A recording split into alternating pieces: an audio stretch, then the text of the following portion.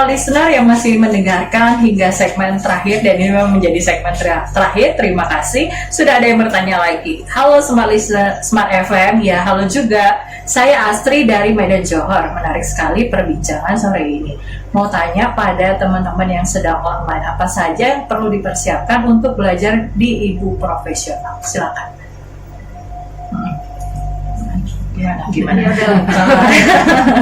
Beda lagi-lagi. Ya. Yang perlu disiapkan sih sebenarnya izin suami. Iya. Izin suami ya. Stempel suami itu penting dulu ya. Kalau nggak izin juga, yang penting komitmen dan semangat. Karena ini perjalanannya jauh kita ini. Menjadi ibu pernah jauh, belajar juga perjalanan jauh. Karena yang saya sebutkan tadi kan dia ada beberapa tahap untuk agar kita bisa menjadi seorang yang profesional, seorang yang punya kepandaian khusus dalam menjadi ibu. Istilahnya naik tingkat lah ya. Nah ya, itu kita perjalanan. Jadi banyak nih teman-teman yang semangatnya turun di tengah jalan, akhirnya gugur. Nah itu jangan sampai. Jadi kita harus berkomitmen dan bersemangat untuk menjadi ibu profesional. Bersama-sama. Sudah ada lagi yang bertanya, sore saya Dini, mau nanya dong. Ya boleh, sama mbak-mbak yang ada di sana. Apa sih yang membedakan komunitas ibu profesional dengan komunitas ibu-ibu atau wanita lainnya? Silakan. Dari mbak ini kan, silakan menjawab. Komunitas ibu-ibu lainnya ya? Ya. Karena saya nggak pernah di komunitas lain khusus ibu-ibu. Atau kan bisa menonjolkan kita nih di sini nanti dapat bakal ini gitu. Mungkin kalau membandingkan nggak bisa ya. Kalau saya cuman kalau di ibu profesional ya itu lagi saya dapatkan. Jadi untuk menjadi ibu profesional itu dimulai dari diri sendiri dulu.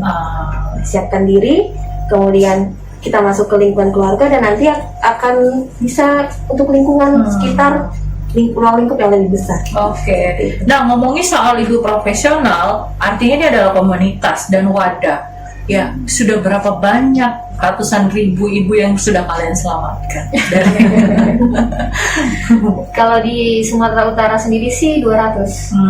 Kalau seluruh Indonesia dan dunia ya jelas banyak sekali yang terbantu dengan adanya wadah ibu profesional ini, dan itu yang menjadikan ibu profesional ini ditunjuk Kementerian Pendidikan Kebudayaan tahun 2017 sebagai komunitas perempuan penggerak pendidikan keluarga. Terus tahun 2018, jadi di seluruh dunia itu kalau Facebook itu dia kan memberi penghargaan kepada komunitas-komunitas seluruh dunia. Nah, ibu profesional ini menjadi salah hanya 2 orang di Indonesia yang dapat, dan ibu profesional mendapatkannya di tahun 2018 dan berangkat ke Amerika Serikat. Wah, keren. Jadi gabung ya teman-teman. Tidak akan menyesal. Iya. Oke. Nah, ngomongin soal menjadi seorang ibu gitu kan. Kata kuncinya apa sih? Mungkin kalian punya kata kunci ketika mau menjadi ibu itu harus kayak gimana? Ya. Kuncinya apa?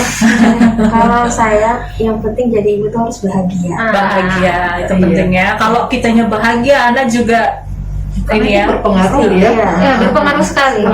Kebahagiaan kita tuh berpengaruh sekali. Iya benar. Oke. Nah, kalau ngomongin soal menjadi seorang ibu gitu kan, lingkungan kan juga berpengaruh terhadap tumbuh kembang mental seseorang gitu kan. Nah, bagaimana mentreatment atau kita memberikan solusi kepada ibu-ibu yang mungkin dia punya keterbatasan, mungkin dia tinggal di daerah yang dibilang tidak baik, misalnya kumuh atau di pinggiran gitu, tapi dia juga literasinya udah bagus gitu. Nah, kita gimana itu? Kan beda kan orang yang tinggal di kota dengan yang di desa mungkin. Dalam hal apa ini? Mungkin cara mereka menghadapi anak kan juga beda-beda. Gitu. Jadi kalau lingkungan bersih atau kotor sih sebenarnya tidak berpengaruh ya.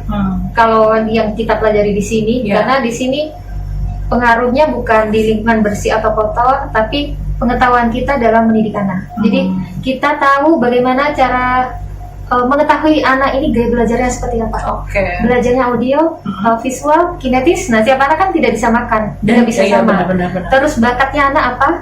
Terus komunikasi kita pada anak bayi, anak balita, anak-anak, remaja. Nah, itu kan nggak sama. Nah, ini kita pelajari di sini seperti itu. Jadi kita bisa memanusiakan anak-anak belajar di sini. Wah, keren sekali ya.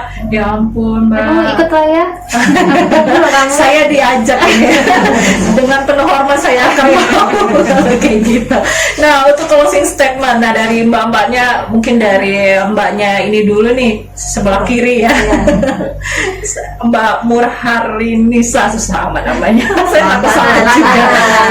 Oke, bagaimana? Ada closing statement? Ya, karena ini komunitas ibu profesional yang pastinya untuk seluruh perempuan, mau itu sudah menjadi ibu ataupun calon ibu, yang pastinya belajar mengenal potensi diri dan bahagia. Itu akan berpengaruh untuk seluruh keluarga, anak, suami, dan juga pasti lingkungan. Oke, kalau di komputer ada istilahnya bold, ya kan? Dihitamkan, dibesarkan, bahagia itu ya. Oke, itu adalah yang utama gitu ya. Nah, sekarang kalau dari Mbaknya Maya gimana? Ada closing statement atau mungkin mau tips kepada para ibu-ibu gimana? Kalau closingnya, jadi memang kita harus paham bahwa menjadi ibu itu, menjadi ibu yang baik tidak langsung dari lahir kita dapatkan. Jadi harus kita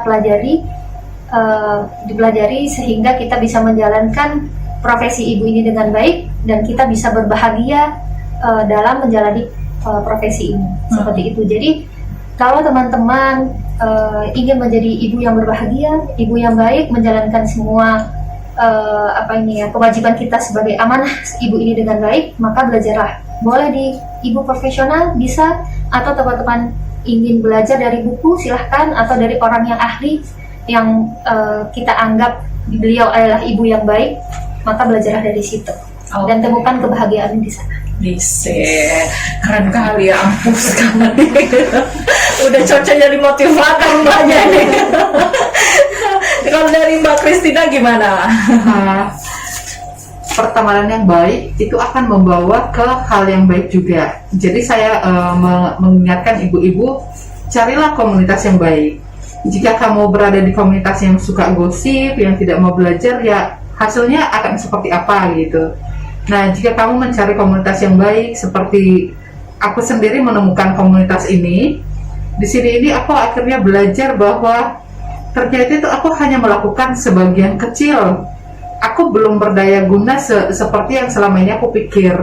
Ternyata dunia ibu itu jauh lebih luas, pengetahuan itu jauh lebih luas, dan kita bahkan bisa mengembangkan produktivitas, mengembangkan karakter itu jauh lebih dari yang kita bayangkan.